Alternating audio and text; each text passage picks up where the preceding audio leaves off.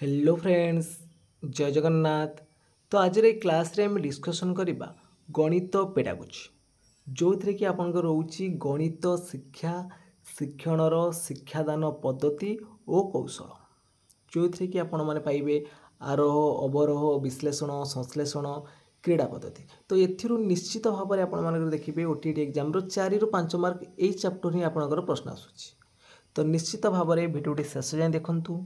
जदि आपण मानक भिडियोटी भल लगे निश्चित भाव में लाइक करेंगे, कमेंट करेंगे, ता सहित शेयर करेंगे और जो पिला माने कि चैनल को प्रथम थर पर विजिट करुवे चैनल को सब्सक्राइब कर रखिए कहीं आपण मानक आगामी ओटीटी ता सहित एसएसटी एग्जाम बहुत बहुत वीडियो आसीबो जहाँकि आपण मानक निश्चित भाव में आगामी एग्जाम बहुत हेल्पफुल कर। तो चलतु डेरी नक आज भिडियोटी को स्टार्ट करवा। तो आज प्रथम प्रश्न अच्छी केउटी आरोह पद्धति प्रযোज्य।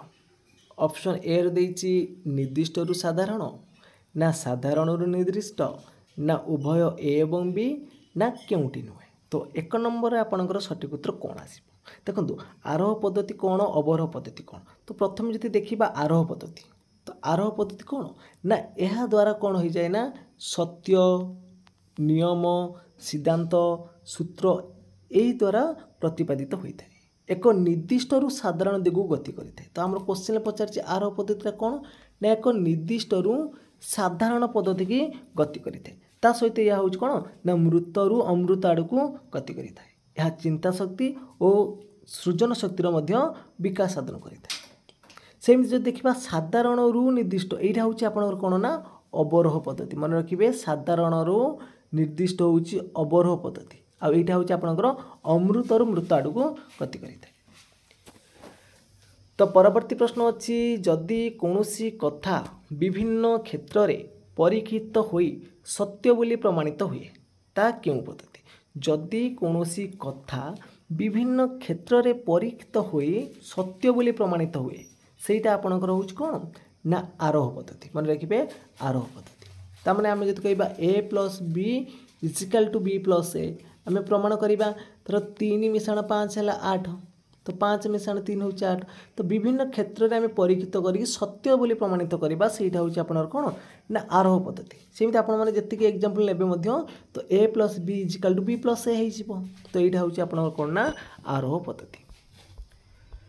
तो परवर्ती प्रश्न अच्छी आरोह पद्धतिर केउटी सुविधा देछि। तो आरोह पद्धतिर केउटी सुविधा।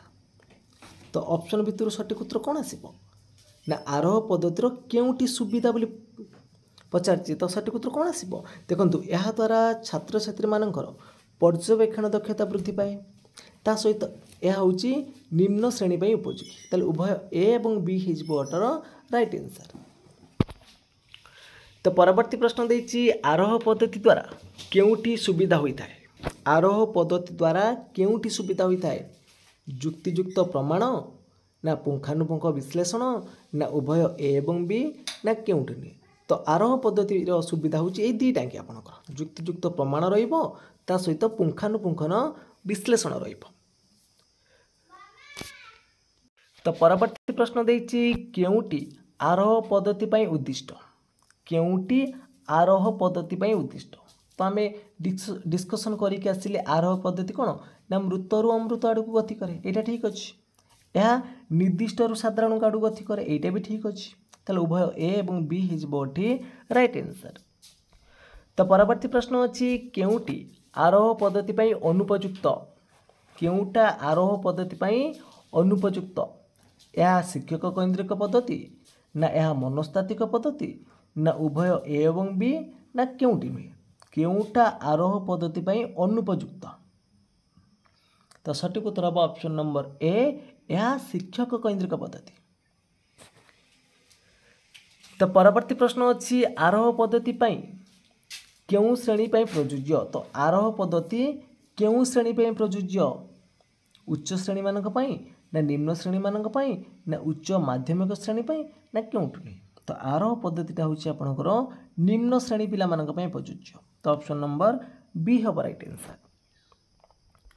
तो परवर्ती प्रश्न अच्छी ब्लूम को शिक्षण नीति कहा उपर आधारित। तो 8 नंबर पचार ब्लूम को शिक्षण नीति कहा उपर आधारित शिक्षार उद्देश्य ना शिक्षण मान निर्धारण ना उभय ए एवं बी ना केउठी नुहे। तो ब्लूम को शिक्षण नीति आपणकर कौन ना शिक्षण उद्देश्य ता सहित रोचे शिक्षण मान निर्धारण। तो ऑप्शन नंबर सी उभय ए एवं बी हम राइट आंसर। तो परवर्ती प्रश्न अच्छी केउटी ब्लूम को शिक्षण उद्देश्य। तो 9 नंबर सटीक उत्तर कौन आसो केउटी ब्लूम को शिक्षण उद्देश्य ज्ञान बोधशक्ति प्रयोग ना उपरोक्त समस्त केउटी ब्लूम को शिक्षण उद्देश्य। तो सब गुड़िक जाऊँगी ब्लूम को शिक्षण रे ज्ञान बोध प्रयोग ताला ऑप्शन नंबर डी हम राइट आंसर। तो परवर्ती प्रश्न अच्छी केउ पद्धति शिक्षार्थी मनरे आविष्कार पद्धति उद्रेक करे। आविष्कार पद्धति क्यों पद्धति को आविष्कार पद्धति कह आरोह अवरोह ना उभय एवं बी ना केउठी नुहे।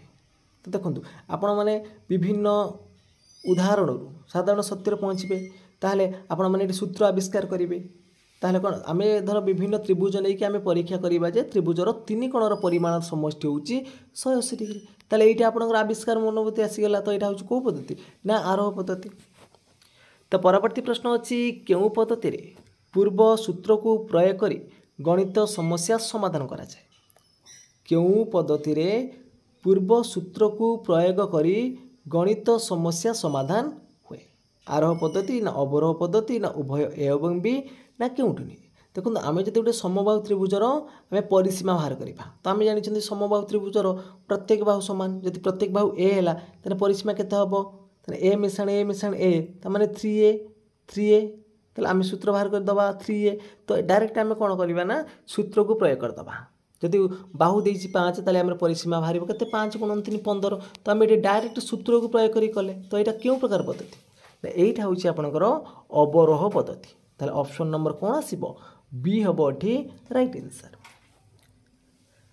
तो परवर्ती प्रश्न देती केउटी अवरोह पद्धतिर सोपान नुहे मृतरु अमृत आड़ को ना साधारण निर्दिष्ट आड़ को ना उभय एवं बी ना केउठी नुहे। देखो मृतरु अमृत आड़ को यहाँ आपंकर आरोह पद्धतिर सोपान गोटे अटे यहाँ हूँ आपंकर आरोह अवरोह यार विपरीतटा ताले यहाँ नुह ए हम राइट आंसर। तो परवर्ती प्रश्न अच्छी अवरोह क्यों पिलांक पई उपयोगी। तो अवरोह पद्धतिटा आपणकर क्यों पिलांक पई उपयोगी। तो यहाँ बुद्धिमान पिला उपयोगी हम कहीं आपण मैंने जिते अधिक अधिक उदाहरण नेबे ताहले निर्दिष्ट सत्य पहुँचे।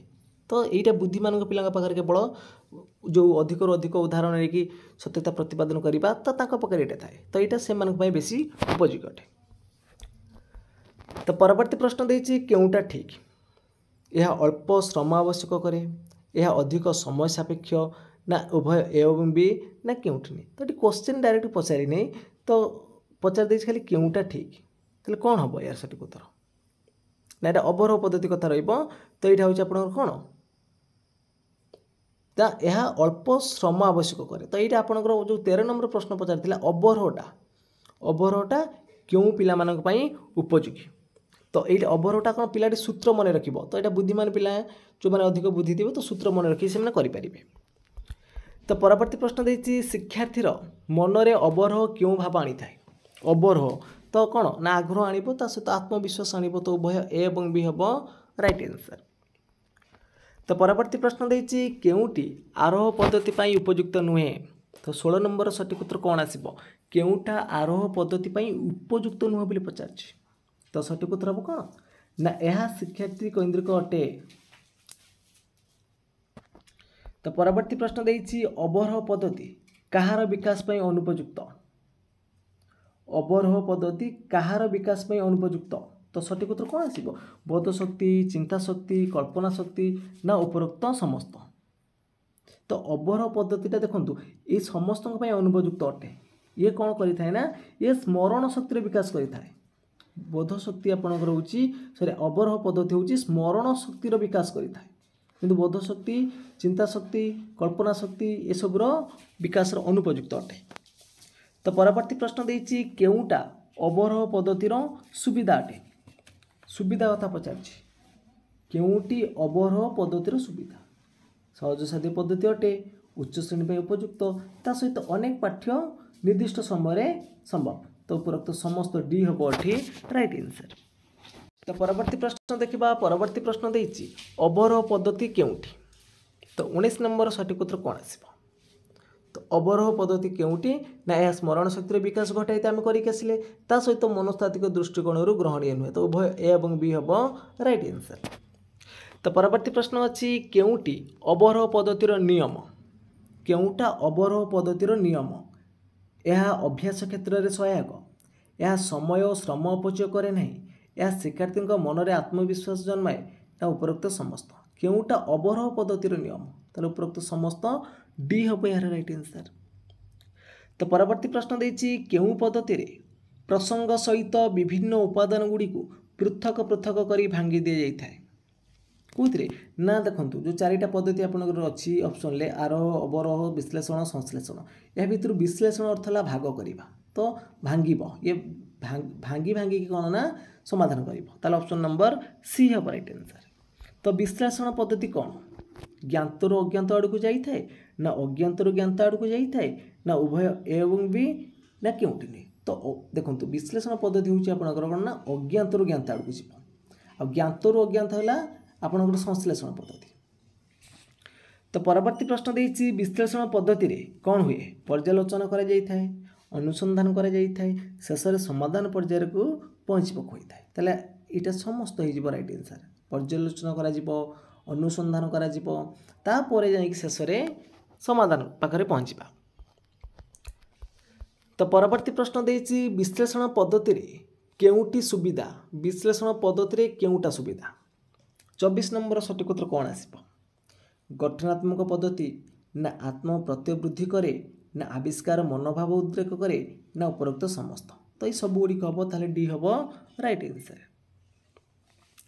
तो परवर्ती प्रश्न अच्छी केउटी विश्लेषण पद्धतिर सुविधा। तो ऑप्शन देखि नबा केउटा विश्लेषण पद्धतिर सुविधा बोली पचार। तो कौन ना यह एक दीर्घ शिक्षादान पद्धति। यहाँ हूँ आपंकर कौन ना गोटे दीर्घ शिक्षादान पद्धति।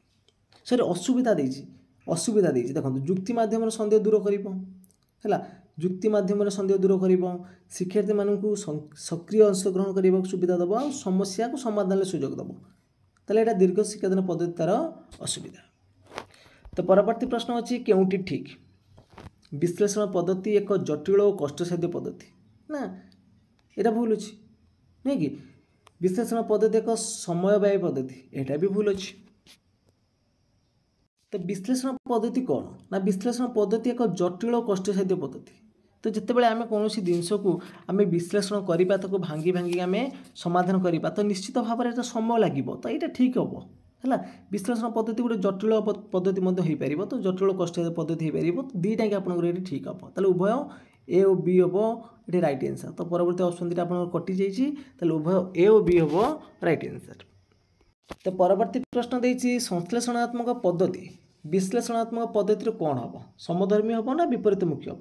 तो अलग आसो यार आरोहर जमी अवरोहटा विपरीत ताले संश्लेषणटा हूँ विश्लेषण विपरीत। तो परवर्ती प्रश्न देछि केउ पद्धति रे गाणितिक प्रसंगर अर्थपूर्ण भिन्न भिन्न अंश को पुनश्च एकत्रित करी नूतन संपूर्ण विषय सृष्टि करि थाए केउ पद्धति रे ना यहाँ हूँ आपंकर संश्लेषण पद्धति मन रखिए ऑप्शन नंबर बी हम राइट आंसर। तो परवर्ती प्रश्न अच्छी संश्लेषण पद्धति रे कौन होता है ना ज्ञात रु अज्ञात आड़ को अग्रसर होता है यहाँ संश्लेषण पद्धति रे आ अज्ञात रु ज्ञात हो सिद्धांत रु दत्त हो शेष आरंभ होटा विश्लेषण मन रखिए अज्ञात रु ज्ञात सिद्धांत रु दत्त आ शेष रु आरंभ यहाँ हूँ विश्लेषण रे आ संश्लेषण रे उल्टाटा आरंभ रु शेष दत्त रु सिद्धांत ज्ञात रु अज्ञात। तो परवर्ती प्रश्न देछि केउटी संश्लेषणात्मक पद्धतिर सुविधा नुहे। तो ऑप्शन भितर सठिक उत्तर कौन आसो केउटा संश्लेषण पद्धतिर सुविधा नुहे बोली पचारछि सठिक उत्तर हम ऑप्शन नंबर सी है। तो परवर्ती प्रश्न देछि संश्लेषण पद्धति शिक्षार्थी माने थरे भूली गले। तो संश्लेषण पद्धति रे शिक्षार्थी माने यदि थरे भूली जिवे तो पुनश्च समस्या समाधान दिगरे अग्रगति करि पारंती नहीं। थरे भूली गले से माने आउ करि पारंती नहीं। तो परवर्ती प्रश्न देछि संश्लेषणात्मक पद्धतिर आविष्कारमूलक चिंताधारा सृष्टि करि थाए ना करि न थाए ना उभय ए और बी। तो यहाँ कौन कर ना सृष्टि कर संश्लेषणात्मक पद्धतिर आविष्कारमूलक चिंताधारा सृष्टि करें। तो संश्लेषणात्मक पद्धति कहार परवर्ती पर्याय तो संश्लेषणात्मक पद्धति हूँ विश्लेषणात्मक परवर्ती पर्याय। तो परवर्ती प्रश्न देती केउटी संश्लेषणात्मक पद्धतिर सुविधा तो सुविधा कथा देती आम ऑप्शन देखी ना ना यही पद्धति शिक्षार्थी मानक सुशृंखलित होबार सहायक हम मन रखिए संश्लेषणटा हूँ गोटे सुशृंखलित पर्याय करें आउ ये ज्ञात अज्ञात आड़ आसी था सहित स्मरण शक्ति बढ़ाई थाए ताले सब गुड़िक तार सुविधा हम ताले डी हम ये राइट आंसर। तो परवर्ती प्रश्न अच्छी केउटी संश्लेषणात्मक पद्धतिर असुविधा जते असुविधा गुड़िक देखा ताले ये सोपान गुड़िक थरे भूलीगले मन पकेबा कष्ट हम एथिरे छात्र छात्री मनरू सन्देह दूर करने असमर्थ यह एक अमन वैज्ञानिक पद्धति ये सब गुड़िक हूँ तार असुविधा ताले डी हम ये राइट आंसर। तो परवर्ती प्रश्न देती क्रीड़ात्मक पद्धति एक कौन क्रीड़ात्मक पद्धति हूँ आपंकर सहज पद्धति ता सहित रहा कौन ना कौतूहल पद्धति दुईटाक आसो तो उभय ए और बी हम राइट आंसर। तो परवर्ती प्रश्न देती क्रीड़ात्मक पद्धति केउठिरे विकास करिथाए ज्ञान सामर्थ्य उभय ए और बी ना केउठि नुहे तो क्रीड़ात्मक पद्धति आपंकर ज्ञान और सामर्थ्य उभय सहायता हम विकास कर। तो परवर्ती प्रश्न अच्छी क्रीड़ात्मक पद्धति क्यों श्रेणी पर उपयोगी तो क्रीड़ात्मक पद्धतिटा हूँ आपंकर जो निम्न श्रेणी में रहिले से श्रेणी पिला उपयोगी अटे। तो परवर्ती प्रश्न देती क्रीड़ात्मक पद्धति क्यों गुणर विकास करें तो देखो खेल मान तार शारीरिक विकास हम बौद्धिक विकास और सामाजिक विकास ताले उपरोक्त समस्त हम राइट आंसर। तो परवर्ती प्रश्न अच्छी क्रीड़ात्मक पद्धति पृष्ठपोषक किए क्रीड़ात्मक पद्धतिर पृष्ठपोषक किए पावलोव स्किनर एच.सी. कुक ना पिखाल तो मन रखिए ऑप्शन नंबर बी कुक हम राइट आंसर। तो नेक्स्ट क्वेश्चन देती केउटी गठनात्मक पद्धति प्रযোज्य केउटा गठनात्मक पद्धति प्रযোज्य यह क्रियाशील या विविध चिंताधारा उद्रेक कराए ना यह जटिल चिंताधारा उद्रेक कराए ना उपरोक्त समस्त ताले सब गुड़िक आसवा आपंकर गठनात्मक पद्धति। तो परवर्ती प्रश्न देती केउटी गठनात्मक प्रणाली असुविधा तो असुविधा कथा देती तो आपण मैंने ऑप्शन देखी नियंतु केउटा गठनात्मक प्रणाली असुविधा तो सठिक उत्तर कौन आसो ना ऑप्शन नंबर सी हम यह प्रशिक्षण व्ययबहुल ता सहित रहा यह एक मानव पाठ्यक्रम को उत्साहित करे नहीं ताले उभय ए और बी हम ये राइट आंसर। तो परवर्ती प्रश्न देती केउटी गठनात्मक प्रणाली केउटी को व्यवहार करा जाय थाए केउटी गठनात्मक प्रणाली रे केउटी को व्यवहार करा जिवो तो सठिक उत्तर आसब कहार ना शिक्षार्थी मानकर अनुभूतिटा को व्यवहार करा जाय थाए मन रखिए ऑप्शन नंबर बी आसब राइट आंसर। तो परवर्ती प्रश्न देती गठनात्मक पद्धति रे अधिक समय आवश्यक होता है ना उभय शिक्षक और शिक्षार्थी बहुत प्रस्तुति दरकार होता है ना उभय ए और बी ना केउठि नुहे तो गठनात्मक पद्धति रे उभय शिक्षक और शिक्षार्थी बहुत प्रस्तुति आवश्यक ता सहित अधिक समय आवश्यक थाए। तो परवर्ती प्रश्न देती गठनात्मक पद्धतिर केउटा प्रथम सोपान कौन रोचे ना आगे हूँ निजुक्ति आगे हूँ निजुक्ति तो ऑप्शन नंबर कौन आसो सी आसो राइट आंसर।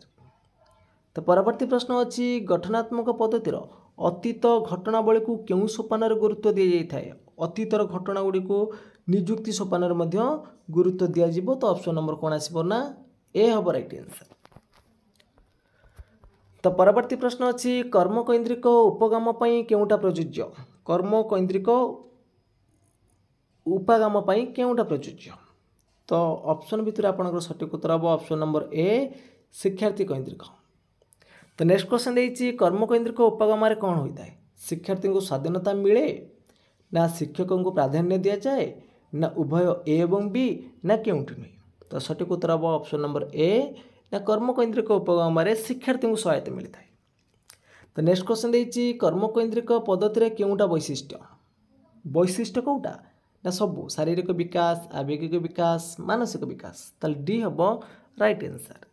तो नेक्स्ट क्वेश्चन देती कर्मकैंद्रिक पद्धति कौन ना लक्ष्य भित्तिक ता सहित परिवेश भित्तिक उभय ए एवं बी हम राइट आंसर। तो फ्रेंड्स आज क्लास ये सरी जाइए। आपण मानक जदि क्लास भल लगी निश्चित भाव में लाइक करेंगे, कमेंट करेंगे, ता सहित शेयर करेंगे और जो पिला माने चैनल को प्रथम थर पर विजिट करुँच चैनल को सब्सक्राइब कर रखिए। तो फ्रेंड्स आज ये जय जगन्नाथ, जय हिंद।